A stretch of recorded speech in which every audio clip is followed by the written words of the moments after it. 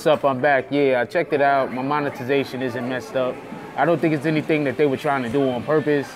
I think it's just, they're trying to make it a little lively, I guess. Keep people inside, you buy more meals. I don't know, I just come by the coffee. I'm not a real big McDonald's fan, but I did have a Big Mac the other day, not for nothing. But anyway, let's get right into it. So, who is she with? Offset? I forget who Cardi B is with. I can't even tell the Migos apart, to be honest with you. So, I guess it's Offset. He proposed to Cardi B on stage, and she accepted. She accepted.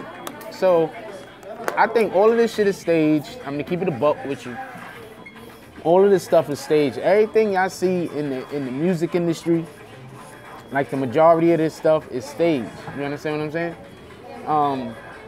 Then you come across stuff that's not staged, like I don't think the Jay-Z Beyonce thing is staged. They do stage shit, don't get me wrong. And I don't think the what's homegirl that date the quarterback, Seattle quarterback? Sierra, I don't think that's staged. I think that shit is real. But there's a lot of stuff in the music industry that's just staged. You know what I'm saying? There's a lot of people that need to look like they in relationships. And there's also a lot of people that, hey, look, it is what it is. So anyway, so she said yes. We're gonna see what pops off from that. But actually, what I think the big news today is that the Knicks actually got a damn win. But we're gonna hold that off for a moment. Because did anybody see my video I posted the other day about the hamsters? These MFers was fighting hamsters like gladiators, like it was Mad Max in the Thunderdome. That's crazy, yo. Like, you can't be serious. You understand what I'm saying? Like, really? That's what you're doing? And they was using government-funded money. So that's crazy. And the last topic that we're going to be addressing today is the whole DJ Envy and whether he was vindicated or not, or whether you feel like he was vindicated. Because for all I don't know about the DJ Envy situation, some text messages popped up. Not text messages, pardon me. Some Snapchats popped up with basically saying that DJ Envy likes, penetration, for lack of a better term, by 9.5-inch phallic symbols. That he's down for it. So, but it turns out that that's actually a fake account. So it is what it is. So back to the whole Cardi B thing. Look.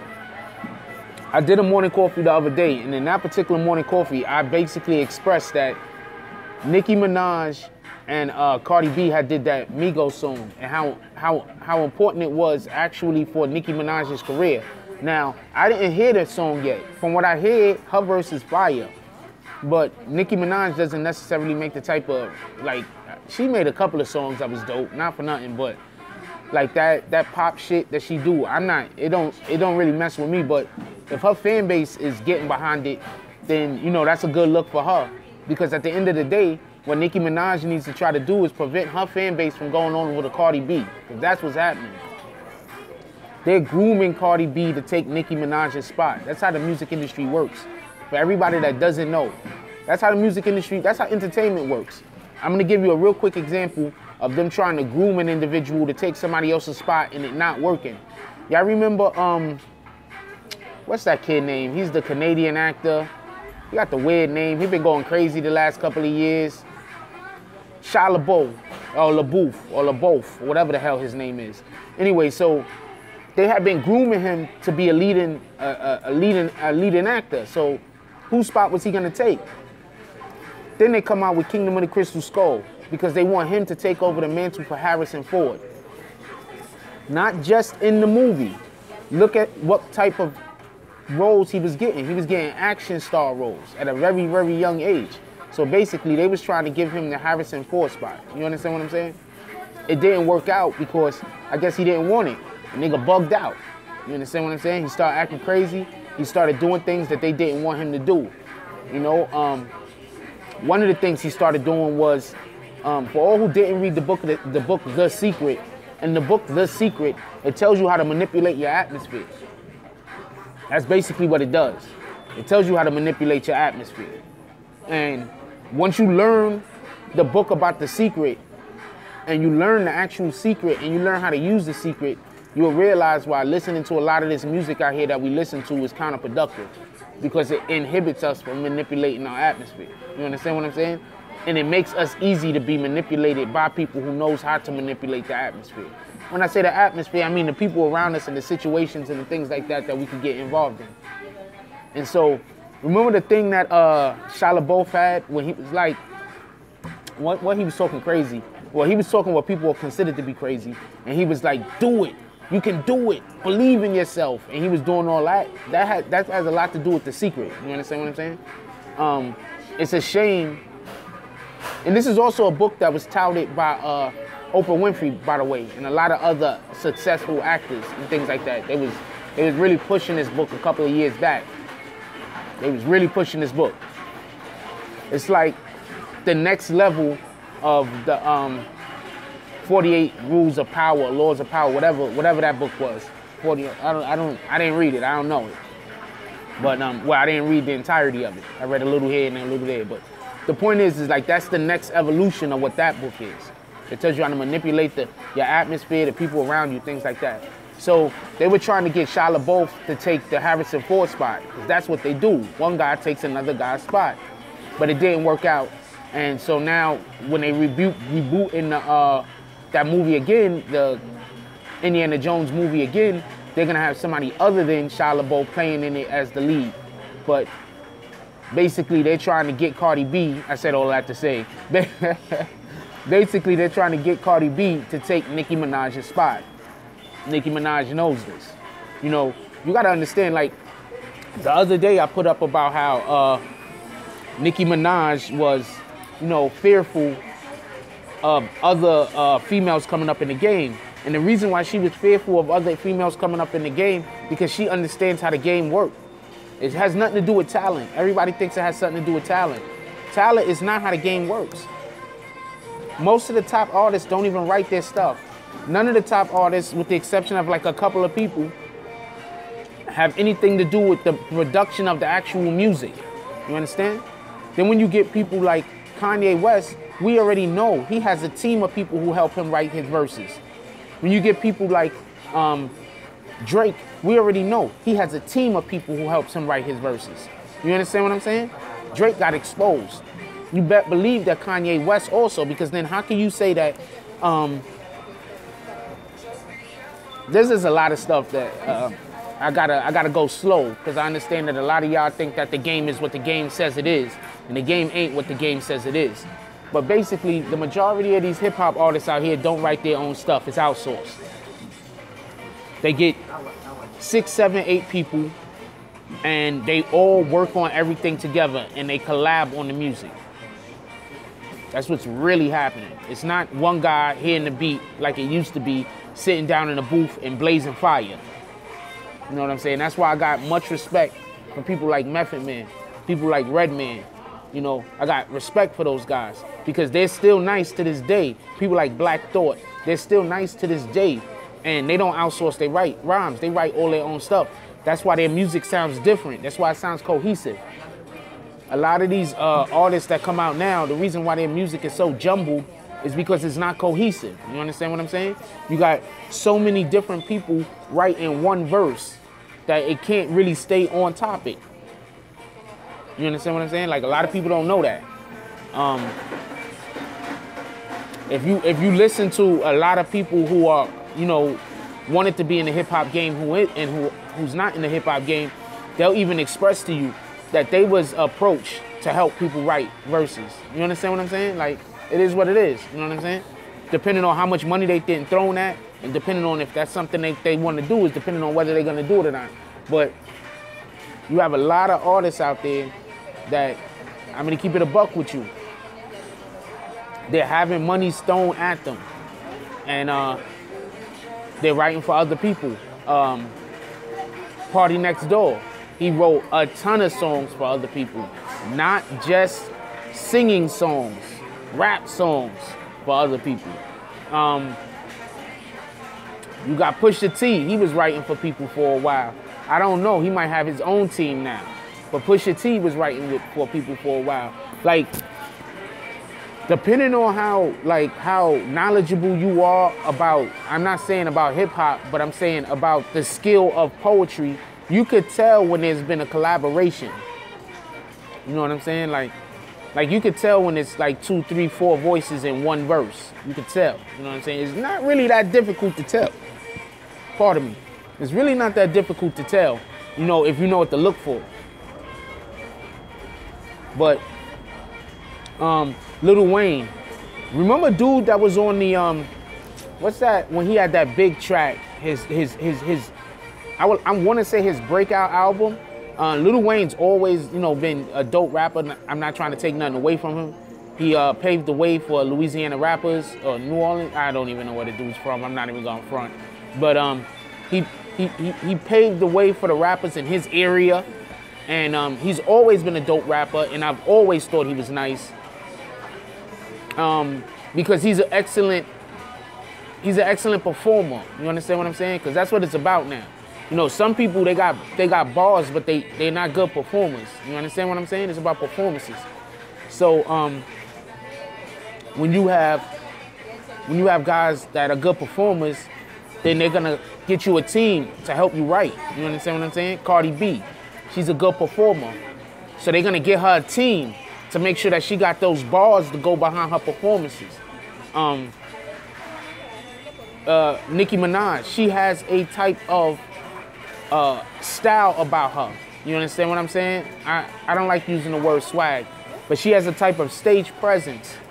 You understand what I'm saying? So with that being said, they're gonna get people behind her to make sure that she got bars. You understand what I'm saying? It just is what it is. Anyway, we're gonna move to the next topic. Knicks. So anybody that watched the Knicks game last night, I got to say 2 things. One, they didn't win because there was no Melo. If they won because there was no Melo, then they would have won one of the 3 other games too, right? They won because last night they decided to play defense.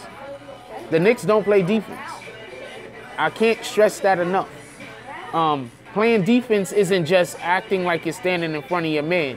Playing defense is moving your feet, preventing your man from getting an angle to the basket. Playing defense is having your arms up, waving to make sure that the passing lanes are cut off, and to make sure that the guy have the ball can't pass the ball, and the guy that's trying to get the ball, there's a difficulty with the pass being made to him. That's defense. Defense is when the freaking rebound, when the ball goes up, boxing out to get the rebound. That's defense. Now, with that being said, with the exception, the Knicks, even last year, the Knicks rarely put together a full game of defense, a full 48 minutes. They'll play defense in 2 quarters, and in the other 2 quarters, they doing who knows what.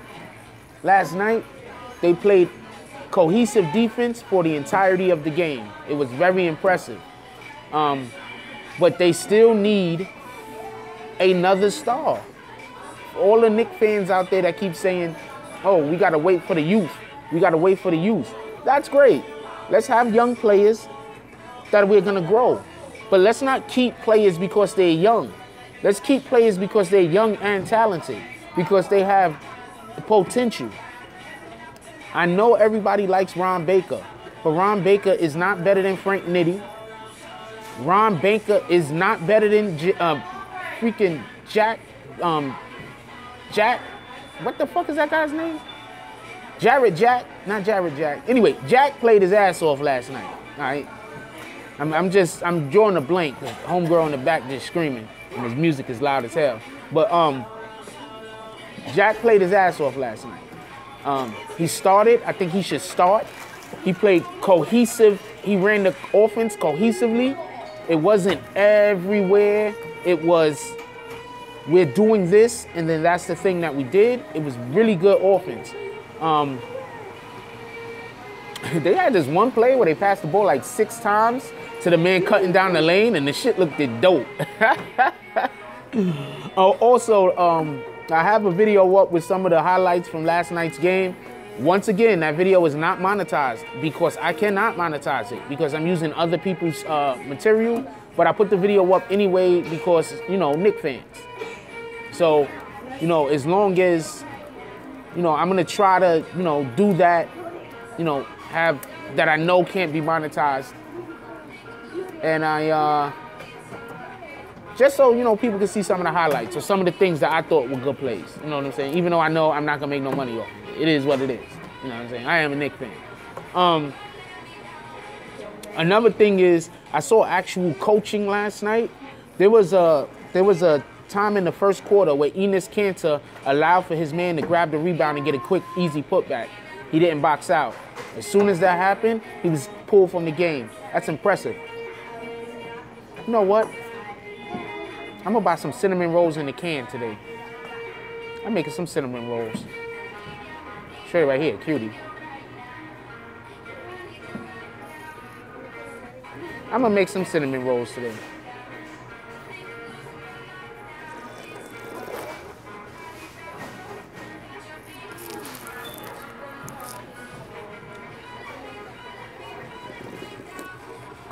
So there was good coaching. They see, this is what it is. This is one of the Knicks' main problems as far as last year, and the coaching has to deal with it. You can't allow for the opposing team to get up by 20 points and then decide that now it's important to start coaching. You understand? You can't do that. And that's what they did last year. This year, I think that last night, I think they fell down by 10 at one point. But, that was just a run. They went on an 8-0 run. And then basketball is a game of runs for everybody that don't know. The Knicks went on an 8-0 run.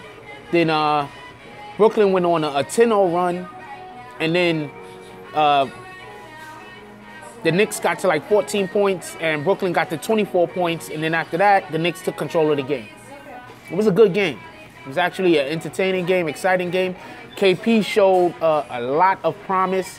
KP does a lot of things exceptional. I do think that he needs to turn and start shooting over the shorter players more. He's not doing that enough for me. Last night, he did it. Well, he's doing it, but he's not as successful. I think that's something that they actually need to... Yo, what's up? When you come in here, hit that like button and say what's up so I give you a shout out. But KP needs to turn and shoot over the shorter players. He's not doing it enough for me. Last night, he was shooting over the shorter players before they got in a position to push him. Like, KP's not that strong. So, it's strong in comparison with the people who's playing defense against him. And also, when you're shorter, you have better leverage. What up, Ramsey?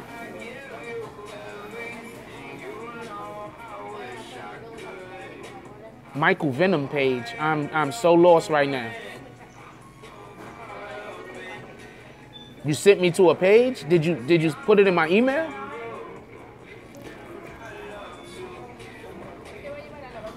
Because you said what that Michael Venom page do. I'm lost on the reference. That's all. MMA fighter. Michael Venom page. I didn't see the MMA fight. The Knicks game was on.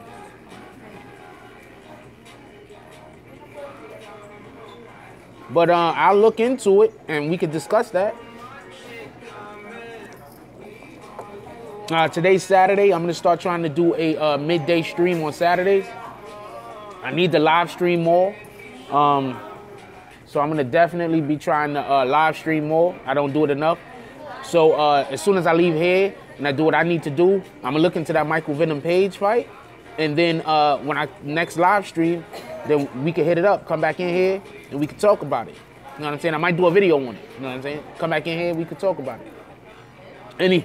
So you watch MMA, I'll try to follow MMA. Copy. So do you follow boxing, Ramsey? You into boxing, Ramses?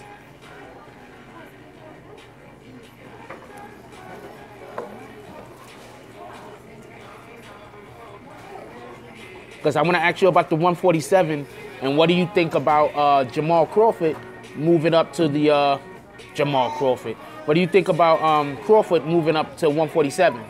They say he's moving out of 140, he's coming to 147. 147-pound fighters is that's where the fights is at. Well, that's my favorite weight class, not for nothing. 147.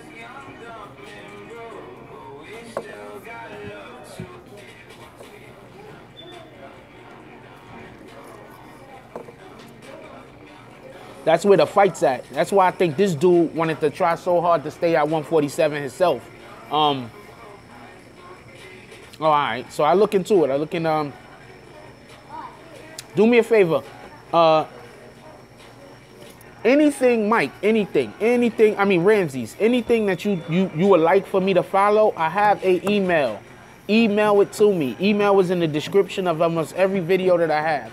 Email it to me. I wanna, you know, make videos on the stuff y'all guys like. Email it to me. Also, follow me on Twitter. Because if you follow me on Twitter, I'm gonna start having polls going up starting Monday. So if you follow me on Twitter, that'll help you be able to, you know, help me with what content I'm gonna bring to the channel. You understand what I'm saying? What content I'm gonna cover. Because I know some people are looking at my channel and they're like, he's all over the place. But to be perfectly honest with you, I'm usually trying to cover stuff that nobody else is covering. You know understand what I'm saying? Especially if it's funny as shit. Like that hamster shit. The hamster shit is funny as hell. So I'm usually trying to cover stuff that nobody else isn't covering. That's what it is. Appreciate you, my brother. Enjoy your day, man. Keep yourself safe and everybody else around you. So, yeah, he said something about this Michael Venom Page. I'm gonna look into that. UK fighter. But just while we on boxing for a second, 147 is where it's at. They got a fight on the 4th, November 4th. There's a fight coming up. I'm gonna live stream, not the fight. I'm not live streaming the fight. I'm live streaming my commentation. I'm kind of commentate on the fight and give my opinions on what's going on during the fight. I'm going to live stream that. So that's on November 4th. So if anybody want to come watch the fight with me, it's on free TV. You can have the fight on TV, yourself watching the fight, and we could all be in the chat talking about what's going on the TV. I want to start doing that for Knicks games too, but it depends on if we get some Knicks fans in here. If I get more Knicks fans following, I might just do it for Knicks games, period. You know what I'm saying? I might just do that for Knicks games, period.